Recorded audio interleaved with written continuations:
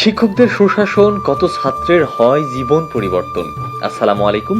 চলুন আজ একটু ঘুরে আসা যাক চুয়াডাঙ্গা জেলার আলমডাঙ্গা থানার চিতলা ইউনিয়নাধীন চিতলা হুদাপাড়া রৈথনপুর মাধ্যমিক বিদ্যালয় থেকে। চিতলা হুদাপাড়া রৈথনপুর মাধ্যমিক বিদ্যালয় সম্ভাবনাময় আলোর গড়ার এক সংগ্রামী শিক্ষা প্রতিষ্ঠান ও একটি ঐতিহ্যবাহী সম্ভাবনাময় শিক্ষা প্রতিষ্ঠানের নাম। এই বিদ্যালয়ে এখানকার পরিবেশ যেমন শান্ত, তেমনই শিক্ষকদের আন্তরিকতা ও ছোট ভাই বোনদের ভালোবাসা ছিল ভুলবার মতো নয়। এই বিদ্যালয়টি সবুজ প্রকৃতি, গাছগাছালি আর সুন্দর মনোরম পরিবেশে গড়ে উঠেছে। চারদিক থেকে ছুটে আসা শিক্ষার্থীদের মাঝেও আছে মানুষের মতন মানুষ হওয়ার অদম্য আগ্রহ। বর্তমানে এই বিদ্যালয়টিতে 500-এর অধিক শিক্ষার্থী নিয়মিত পাঠ গ্রহণ করেই চলেছে। লেখাপড়ার মান ও পরীক্ষার ফলাফল এবং সহশিক্ষা কার্যক্রমে এই বিদ্যালয় অনেকবার উপজেলার মধ্যে প্রথম স্থান অর্জন করেছে, যা নিঃসন্দেহে প্রশংসার যোগ্য। এমন একটি বিদ্যালয়ে নিয়মিত শিক্ষা কার্যক্রম পরিচালনা করে আসছেন বিদ্যালয়ের শিক্ষকগণ। তাদের এই অদম্য প্রচেষ্টার কারণে অনেকেই হয়েছেন এই জাতির সূর্য সন্তান। চলুন জেনে আসা যাক এই বিদ্যালয়ের শিক্ষকগণদের কাছ থেকে বিদ্যালয়ের আন্তঃপান্ত সহ বিদ্যালয়ের প্রাক্তন ছাত্রছাত্রীদের নিয়ে মূল্যবান কিছু কথা। আসসালামু আলাইকুম স্যার। ওয়ালাইকুম আসসালাম। ভালো আছেন আপনারা সবাই? আমরা ভালো আছি, আপনি কেমন আছেন? আলহামদুলিল্লাহ স্যার, আপনাদের কাছে এসে খুবই ভালো লাগছে। স্যার, আমরা হ্যালো আলমডাঙ্গা ফেসবুক পেজ থেকে আসছিলাম একটা ভিডিও ডকুমেন্টারি করার জন্য। তো স্যার, জানতে চাচ্ছিলাম এই বিদ্যালয়ে কত সালে প্রতিষ্ঠিত এবং বর্তমান ছাত্রছাত্রী কতজন আছে স্যার? আমাদের ঐতিহ্যবাহী চিতলা রতনপুর মাধ্যমিক বিদ্যালয় অর্থাৎ সিএসআর মাধ্যমিক বিদ্যালয়টি 1992 সালে প্রতিষ্ঠিত হয়ে মানে অত্তর এলাকার গণ্যমান্য ব্যক্তিদের ঐকান্তিক প্রচেষ্টা এবং তাদের আর্থিক সহযোগিতায় বিদ্যালয়টি নির্মিত হয়ে অদ্যাবধি অত্যন্ত দক্ষতার সহিত অত্তর এলাকার ছাত্রছাত্রীদের মাঝে পাঠদান করে আসছে। কিন্তু অত্যন্ত দুঃখের বিষয়, আমাদের বিদ্যালয়ে পর্যাপ্ত ছাত্রছাত্রীদের থাকা সত্ত্বেও যে আমাদের অবকাঠামোগত দিক থেকে আমরা অনেকটা পিছিয়ে পড়ে আছি।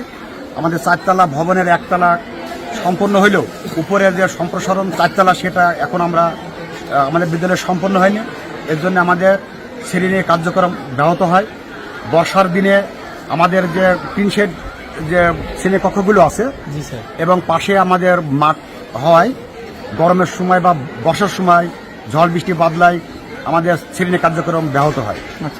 এ ব্যাপারে আমরা যদি অবকাঠামোগত উন্নতি হয় বা আমাদের বিদ্যালয়ের পর্যাপ্ত যদি আমরা শ্রেণীকক্ষ নির্মিত হয় বা ঊর্ধ্বতন কর্তৃপক্ষ যদি এই ব্যাপারে আমাদের দিকে মানে দৃষ্টি দেয়, তাহলে আমরা ছাত্রছাত্রীদের আরও সুন্দর এবং সঠিকভাবে পাঠদান করে আমরা আমাদের এলাকার শিক্ষার মানকে আরও উন্নতি করতে পারবো ইনশাল্লাহ। এই বিদ্যালয়ের শিক্ষকগণ শুধু পাঠ্য বইয়ের মধ্যেই সীমাবদ্ধ নন। এই বিদ্যালয়ের লেখাপড়ার পাশাপাশি শিক্ষকগণ শিখিয়ে থাকেন সাংস্কৃতিক চর্চা, বিতর্ক প্রতিযোগিতা, অনুষ্ঠান, চিত্র অঙ্কন সহ নানান ধরনের খেলার ইভেন্ট। তবে দুঃখজনক ব্যাপার, এত সাফল্য ছাপিয়েও দেখা যায় এক নির্মম বাস্তবতা।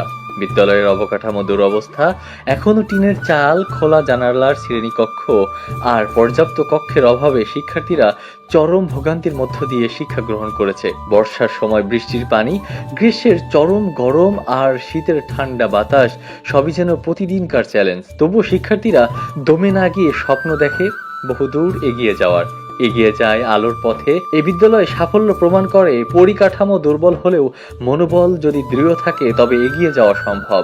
এখনো সময় এসেছে সরকারের, জনপ্রতিনিধি ও সমাজের সচেতন মহলের এগিয়ে আসার। চিতলা হুদাপাড়া রৈথনপুর মাধ্যমিক বিদ্যালয় ডিজার্ভ এ বেটার ফিউচার। একটি উন্নত পরিপাটি আধুনিক বিদ্যালয় হিসেবে গড়ে উঠুক এই প্রতিষ্ঠানের পরবর্তী অধ্যায়। যাদের এই বিদ্যালয় প্রাঙ্গণের দুরন্ত পানার শেষ ছিল না, সেই সকল ছাত্রছাত্রী আজ কে কোথায়, কোথায় সে আমার ছোট্টবেলার বন্ধুটি। আজ জীবন ও জীবিকার তাগিদে সবাই ছড়িয়ে ছিটিয়ে আছে দেশ ও বিদেশে। তাদের হয়তো মনে পড়ে যায় এই বিদ্যালয় প্রাঙ্গণের আর এই শিক্ষকদের কথা। জীবনের সেরা সময়টা ছিল এই বিদ্যালয় প্রাঙ্গণে। জীবনের 5টি বছর কেটেছে এই বন্ধু খোঁজার গল্পেও। আমার জীবনের স্মৃতিও হয়তো এখানেই জড়িয়ে আছে।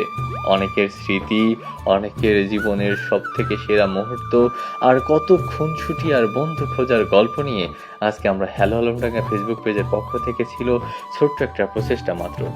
তবে আজ এই পর্যন্তই। আগামীকাল আবার দেখা হবে নতুন কোনো ভিডিও নিয়ে। সে পর্যন্ত সবাই ভালো থাকবেন, সুস্থ থাকবেন। আল্লাহ হাফেজ।